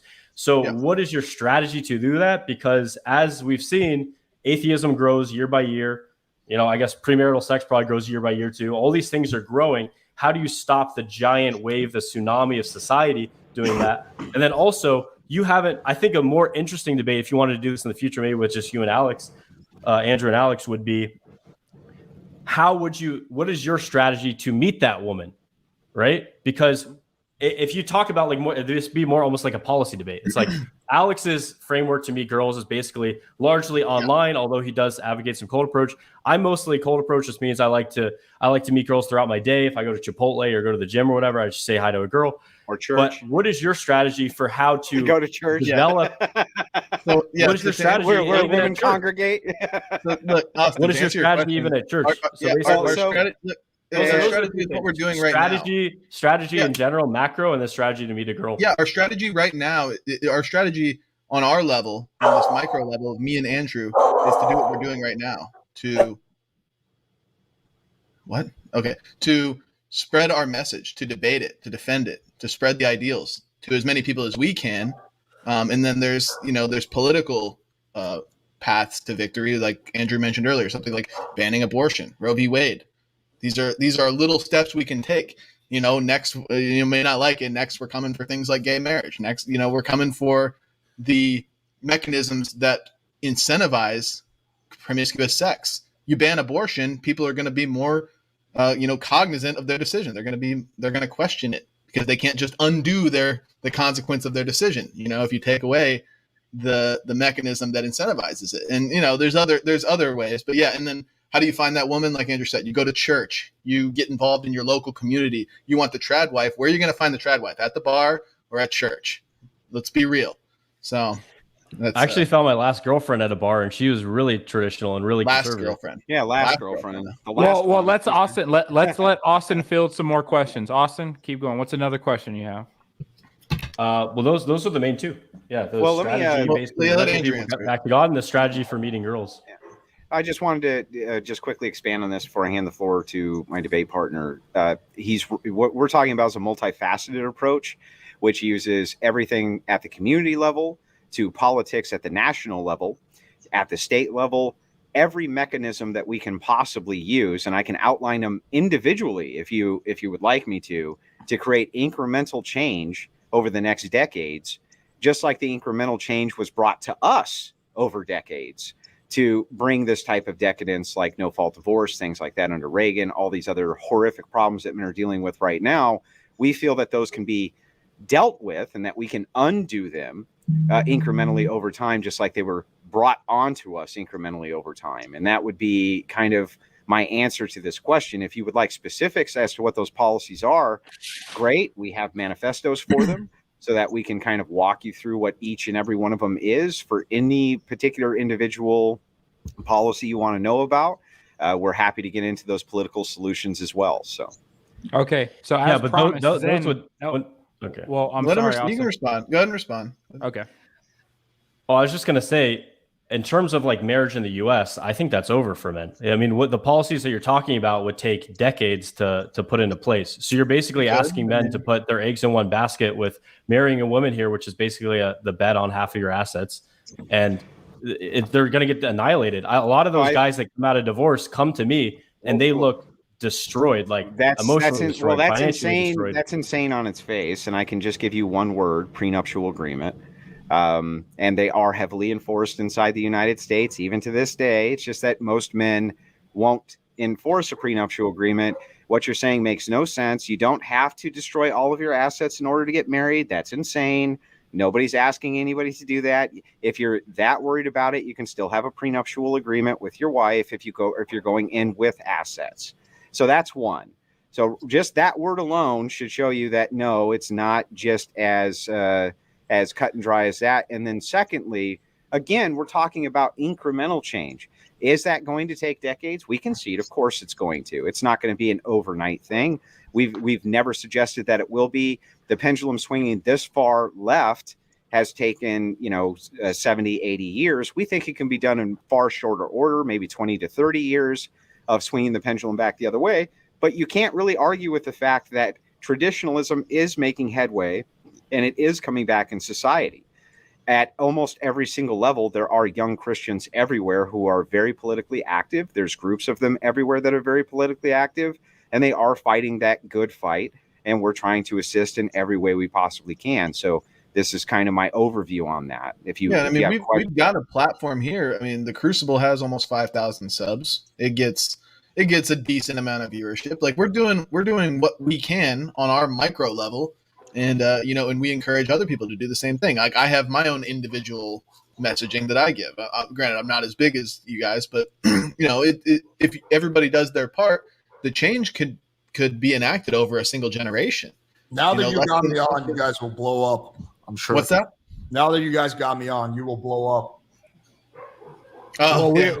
We appreciate it, Alex, and we hope you blow up too as well. Now, as promised, it's Zen Shapiro. You get your line of questioning, and I'm gonna ask that you direct it more towards Austin. But Austin, obviously, if you find that you're both of us. Yeah. Well, the problem is Austin seems to be more in line. Like the real disagreement here is between us and Alex. Austin has minor.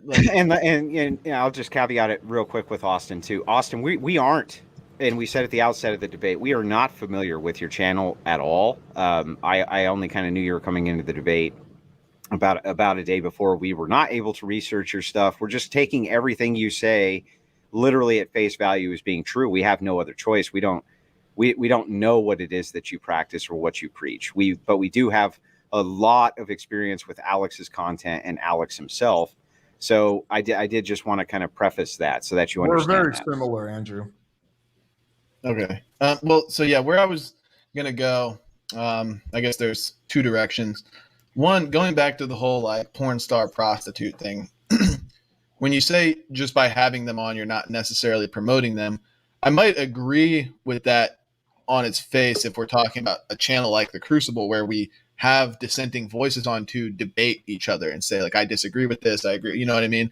To debate and defend their ideas or to just explore them. Sometimes Andrew will interview guys like Vosh or somebody, not to promote them per se, but just to flesh out their ideas. Whereas when you've got a channel that's kind of, I mean, I hate to keep saying it because it sounds like you disagree, but it's a channel that's all about sex and all about hooking up and using Tinder to get laid. Like every time the final goal is, seal the deal. That's what we all know what that means. Why do you think that is then? And then hang on. And then when you have porn stars on, which admittedly I didn't watch any of the porn star podcasts or like there was like some OnlyFans guy you had on. I didn't watch it, but it appears to me that is promoting prostitution to some degree. If you are having them on, but not telling them that they're wrong, and almost like I can imagine it was just a casual conversation where you were almost in agreement with them and almost promoting them as people, having them give tips to the audience. I don't know. Is that kind of what you do when you have porn stars on? That's how you get more guests. Is you rebuke every aspect of who they are when they're on your show. I do two kinds of shows on my channel. I do debates, which I tell people ahead of time so they're not walking in. And I do like podcast interviews, right, where it's more of a cordial conversation. I believe pretty much anyone has some value that they could add, even if I disagree with their lifestyle or it's not something I would personally do. So with the porn stars, for example, I found they have a high level of self-awareness. They've been around for a while, and they have some really fucking funny stories that they can share. So I think it's good content. Yeah, see, I would consider that kind of stuff like promotion. Like when we're like, tell me your funniest, craziest sex story that you had at an orgy in Vegas. Like that sounds like promotion to me. Zen, 99% of my audience is male. Like for them, it's not even possible to become a porn star. So I don't even know how I would promote if I wanted. What percentage of your audience do you think are addicted to porn? Probably a lot. Interesting question. Generally speaking, the pickup community People are really aware of the dangers of porn and minimize its consumption. So I would say that maybe 20-30%. Oh man, I that sounds like a way undershot. Like, the statistics are like 80% of men have watched porn in the last week, and like 98% in the past 6 months. But the pickup community and the nofap community, they overlap really heavily. Yeah, so I'd even say that what our audience probably watches less porn than your audience. Like, I would be willing to bet that. I would stake my life on that. Yeah, I think I would bet my life the other way. But hey, either way, well, do you guys like actively advocate against the use of porn? No, I do. Yes, I do. Okay, yeah. Austin does. My roommate, porn recovery. Yeah, I actually do commend that. Coach. Yeah, I commend that aspect. I mean, we're in full agreement that porn is destructive. But yeah, like I said, I've seen Alex, like, you've had porn stars on. I've seen you make references to porn or whatever, like just like these sexual innuendos that you learn from porn. It's like I can't remember who the comedian was, but they say like, oh, when a guy, it was a female. She's like, when a guy smacks my ass during sex, I can tell that he learned it in porn. He learned it from watching porn.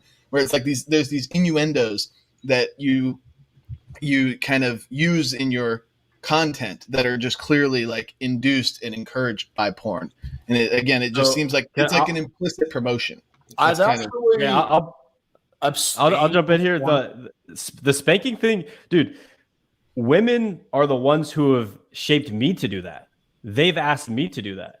I think there's definitely, so this is a problem when you have lack of experience with women, is you can't give men good advice in general in terms of dating, because like that's what women like. They ask for that. Like if a woman asks to be choked, lightly, obviously, I mean, I'm going to do it makes her feel good, whatever, she wants to be spanked. Why not? Right. Yeah. I know it's again, though, it's kind of like in our worldview, we're looking at those kind of things as like a perversion of sex, where somebody has like these more twisted fantasies that are not in line with the traditional lifestyle. When you say you want to definitely agree. Porn does do that. Porn has it's called desensitization, and it rewires the brain or whatever. It rewires the brain. Crave more novelty. Let's say you get married. Do you think your wife wants boring vanilla sex, or do you think she likes for things to get spicy? Oh, I'm sure. Look, there's no dispute. We're not disputing with you whether or not people want to have active and fun sex lives. Of course they do. All that we're advocating for is that you do it under holy matrimony. And the reason we think that that's so important from our perspective is because we have been commanded by our Creator to not only advocate for that, but from your guys' perspective, it should be so important because the outcomes are so much better when that's what happens. And I think Austin, he asked a very fine, very fair question. And I asked this of a lot of people I debate with. That's great that you believe all that shit. And I might even agree with all that shit, right? I think it's swell. But how the hell are you going to actually implement it in the real world? When we're dealing with these real world scenarios. For which thing specifically, Andrew? Well, marriage. How do we get marriage to a point where it's more palatable for people to do it and not so de-incentivized for men, this kind of thing. But there are realistic solutions to this that we can advocate for.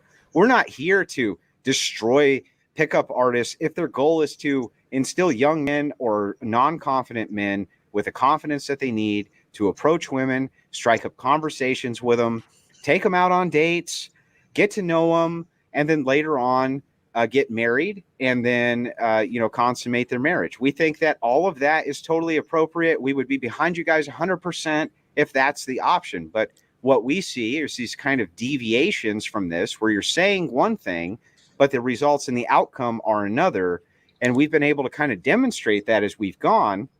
And that's why Austin has been somewhat conflicted, because he's like, no, I don't believe that. And I'm just giving men the tools so that they can approach women, get ingratiated with them. And then later on, I do think that the outcome would be best that they were married. I want to get married, he says. I want to have kids, he says. I want a low body count for my wife, he says.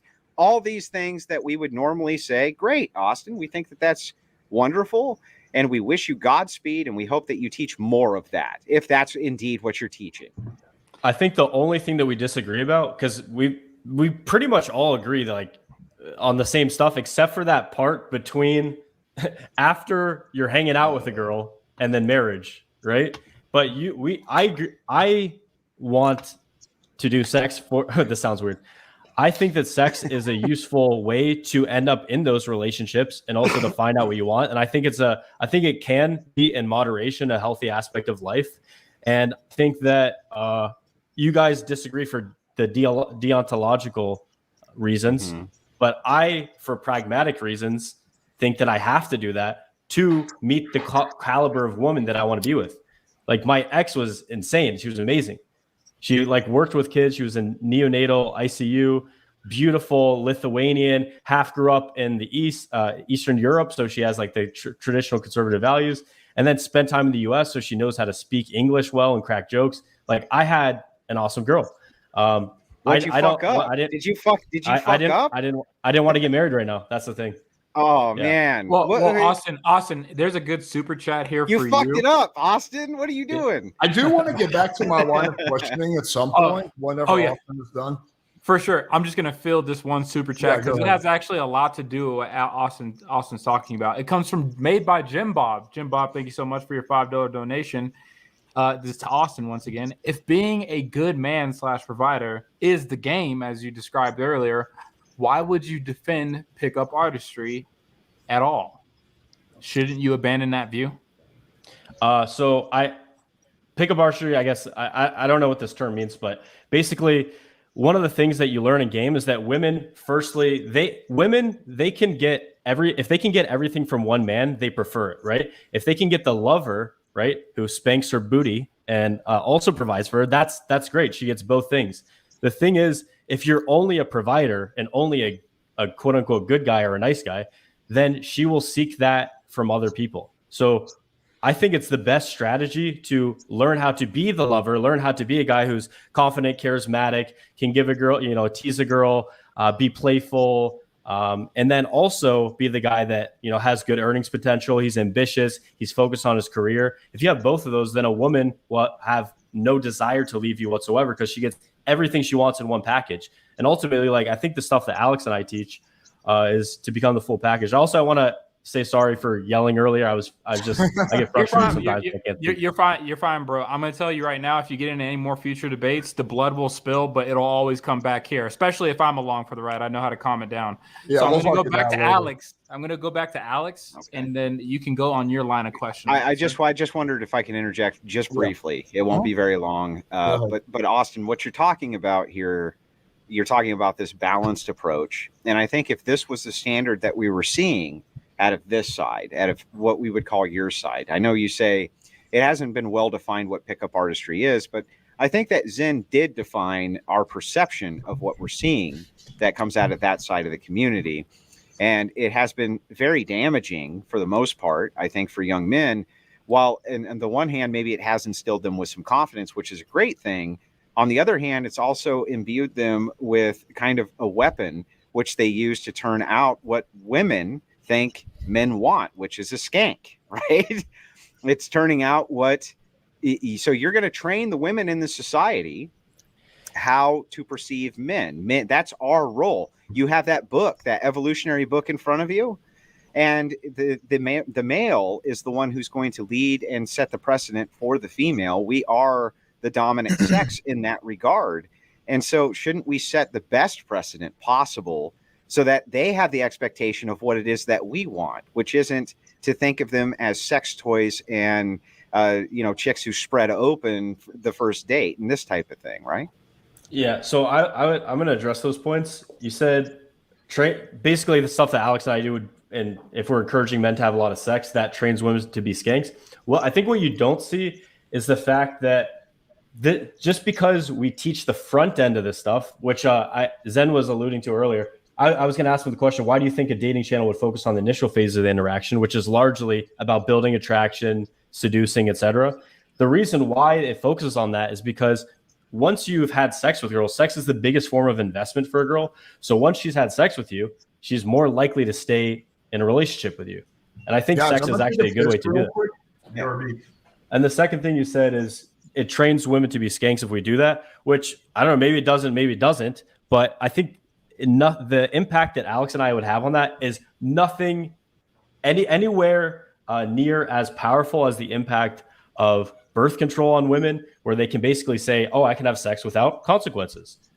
You're speaking our language. Yes, we agree. The other thing is, I think that the precedent of how women should be treated should be set by their father, not by. Is this the most Uber-based motherfucker I've ever met in the pickup artist? Yeah, what the fuck are you doing on this side? What the fuck are you doing? Get over here. Get over here right now. We need you bad. Okay. Well, then, he's back. He's back. Okay. So, Alex. Well, Austin, I just wanted. Did you hear what I said, Alex? No, I was taking a piss. Well, I just wanted to address one of those points to you, Austin, if you don't mind. I was just curious about one thing that you said. Go ahead.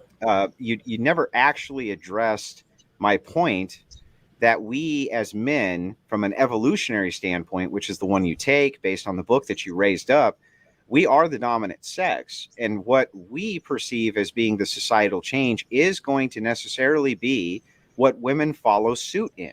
It has to be. It can't come any other way. So we should set the highest goals and standards that we possibly should for the behavior we expect from women, right? I agree. Yeah, that's it. I agree. Thank you, Austin. Thank you. Can I please fire Austin? Well, Alex, you didn't hear what I said. I said I think a lot of things they say that he basically said a lot of our actions are training women to be skanks and that influences society. I basically said that a lot of our content focuses on the initial phases of the interaction because that's the one the guys struggle the most with. And also once women sleep with you, they've invested, and it's a lot easier to actually get into a relationship. And then he said that sets a precedent for women that makes them more slutty, but I said the precedent should be set by the father, and that makes me based apparently. Get my number too from Alex when you guys are done, because I want to have you on the Crucible for a future discussion. Jesus Christ, it was a full on bromance going on. It was enjoyable to talk to Austin. I think that Austin probably will bring a different viewpoint to this that maybe we haven't heard before, and I'm interested in kind of exploring. Benedict Arnold. He's all right. Hey, I want to be fair. And what am I supposed to defend? Like, you should have unlimited amount of premarital sex and just fuck every girl in every hole all the time, men, women, animals. What? That's not my I don't know. I don't even know what I'm supposed to defend anymore. Brothers, sisters, he doesn't have an answer for incest. Austin. Let me ask this if question. I had to, really quick, because he needs to know this for the future. Austin, if I had to just face